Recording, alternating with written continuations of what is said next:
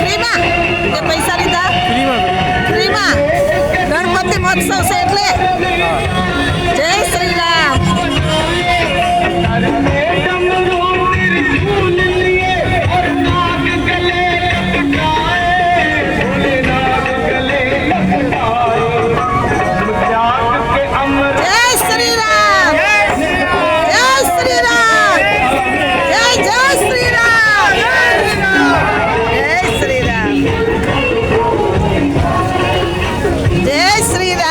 સુરત છે ગણેશ આગળ બધે વડાપાઉં દે છે, એની આગળ ફુલાવ દે છે, આજ બધે ઠેક ઠેકાણે બધું નવું ગણપત દાદાને પ્રસાદ દે છે અને બધાને પેટ ભરીને પણ ખાવા દે આ લોકો.